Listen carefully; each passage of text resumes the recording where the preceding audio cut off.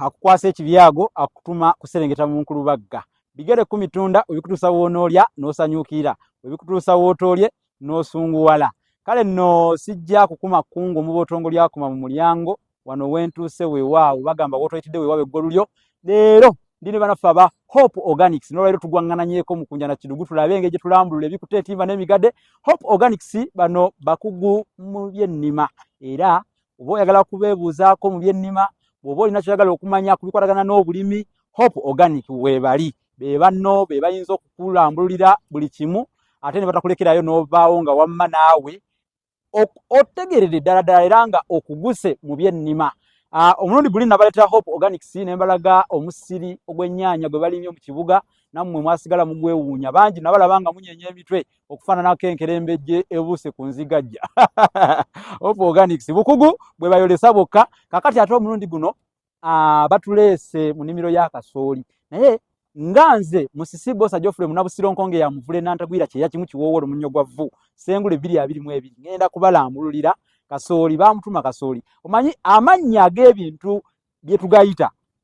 gaatuumibwa butuumibwa bajjajjaffe naye baatuumanga ebintu ebyo okusinziira ku bye byakolanga ebimu ku bye baalabanga bye bireese oba ng'obulamu oba obuzibu kati abaasooka okulya ku kibala kino ekirimibwa nga kiva kuno ku kino ky'olaba kigambibwa nti nnyinimu bwe yalya ku kirime kino oba ekibala eky'ekirime kino tekyamukola bulungi yalwala n'afa era abantu bwe baalaba ng'omulala akutte ekintu kye kimu akutte omuntu naye ayagala okulya ne bamugamba naawe ate ogenda kulya akasse oli mwe mwava ekigambo kasooli oluvannyuma baakigatta nga bw'omanyi olulimi oluganda bwe lutyo lugenda lukula kati mwe mwava ekigambo kasooli oyinza okuba obadde nga tomanyi nnono ya kasooli lwaki kasooli baamutuma kasooli naye ate ffe abaganda tulina ebigambo bingi ebikwata ku kasooli. Kasooli omuganda ayitibwa Nalwangu simanyi oba obadde okimanyi kasooli omuganda ayitibwa Nalwangu kati kasooli bw'abanga akula alina emitendera gy'ayitamu oluyange aleeta oluyange kyekiringa ekimuli kya kasooli naye bwe tutaluyita luyange tukiyita ensaalesaale ate omusiri gwa kasooli nga gukyali muto katinga guno tuguyita ekitugu simanyi oba ekitugu obadde okimanyi omusiri guno bwe guleeta oluyange olwo aba atandise okuzikiriza bw'aweeka ng'akuba eminwe gya kasooli okuweeka tekuba kwa muntu yekka nti omuntu yaweeka nti aweese omwana naye ne kasooli aweeka kasooli okuweeka kitegeeza okuleeta omunwe nga aguleeseko naawe ogulaba ogamba nti aweese waliwo enjogera egamba nti nnyini kasooli yamuwa ekiryabaayi lugwayo lutya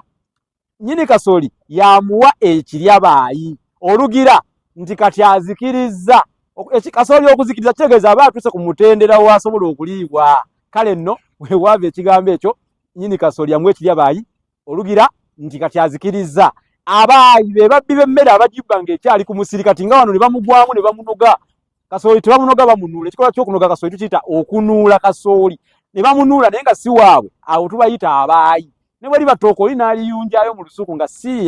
yalusimba